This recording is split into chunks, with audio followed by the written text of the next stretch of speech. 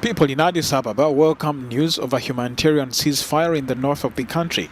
Ethiopia's government declared a surprise truce Thursday, saying it hoped the move would ease humanitarian access to Amhara, Afar and Tigray regions hit by fighting. On Friday, the TPLF rebels said they were ending hostilities in response to Addis Ababa's announcement. The government decision is good because the people are starving there, and it will also improve the cost of living in our country. It is the right decision both economically and socially. We can only eat our daily bread when there is peace. It is very pleasing to negotiate for peace, especially for our sisters and brothers in the north. After their attempt on the capital was defeated last December, the rebels attacked Afar region, blocking a vital route for emergency aid. We didn't see any change until now. The consequence of the war is chaos, destruction and starvation right from the beginning. We have relatives here and there. Fighting broke out in Tigray in November of 2020 after forces loyal to the region's rulers attacked federal army bases, killing soldiers and looting weapons. Last June, Addis Ababa announced a truce and withdrew its forces from Tigray, only for TPLF rebels to attack neighboring regions. 29 people have died of cholera in a week in Cameroon, mainly in the west of the country, which is facing an outbreak, the health minister announced on Friday. The acute diarrheal disease, which can kill within hours if left untreated, periodically reappears in this Central African country of more than 25 million people. Between March 16th and 22nd, over 300 cases of the disease were reported in the southwest, according to Health Minister Manauda Malachi. 27 people have died of cholera in 3 major cities in western Cameroon and 2 in the capital Yaoundé. Since October 2021, the cholera outbreak has claimed 62 lives, with nearly 2,100 cases reported. Cholera spreads by eating or drinking food or water contaminated by the feces of an infected person. West African Regional Bloc ECOWAS leaders on Friday staged a summit over Mali's political crisis 3 months after slapping tough sanctions on the Sahelian nation. The talks in the Ghanaian capital Accra opened behind closed doors between heads of state. Malian Foreign Minister Abdoulaye Diop confirmed the meeting. Also in discussion is the situation in Guinea and Burkina Faso, where coups have taken place recently.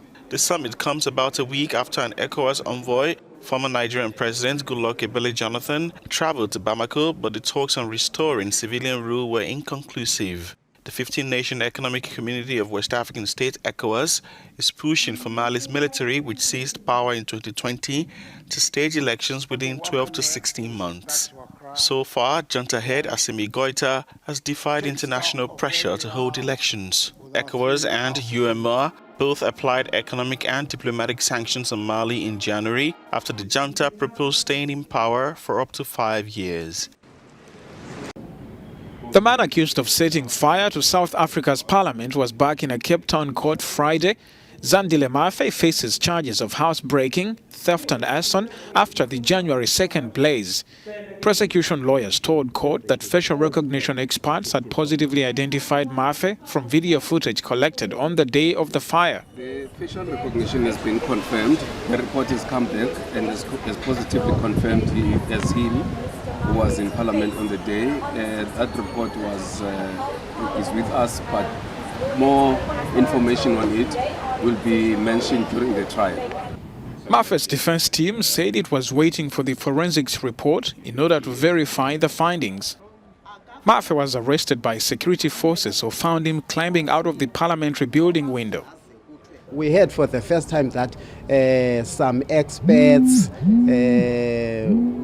filed a report identifying his face positively and many other more things. We don't know. We still need to be placed. Only when we are placed in possession of those pieces of reports, then we will be able to look at the veracity of same and authenticity of everything that we will be given.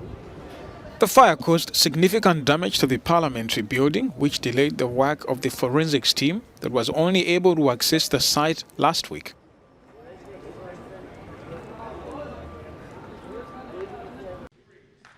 West African leaders said Friday they were willing to give the junta in Mali up to 2 years to return the country to civilian rule. At a summit in Ghana's capital, the regional bloc ECOWAS also said sanctions imposed on Bamako in January would stay in place until army leaders there changed course. Mali's military rulers have given themselves 4 years, saying elections will only be possible in 2026. The head of state decided that it will be, they are willing to provide for an extension of the transition of the transition in Mali in a range of 12 to 16 months, in addition to the 18 months that was already passed. The summit also gave army rulers in Guinea until April to deliver a timeline on democratic elections. In the past, they have been just asking for the timeline to be provided on several occasions, but now, as nothing is coming, now the authority is putting a deadline. They are putting a deadline, and today is March 25th, so they are giving 1 month. April 25th, they would like to see a transition timeline in the Republic of Guinea. West Africa has been hit by a spate of army takeovers in recent months. The latest took place in Burkina Faso in January against President Roch Marc Kabore.